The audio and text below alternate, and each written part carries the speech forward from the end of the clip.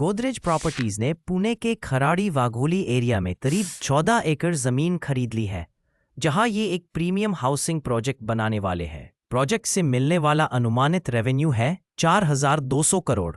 ये लोकेशन बेहद स्ट्रैटेजिक है। पास में है IT hubs, malls, schools, hospitals और एयरपोर्ट। इस प्रोजेक्ट में बनेगा करीब 3.7 मिलियन स्क्वायर फीट का डेवलपमेंट।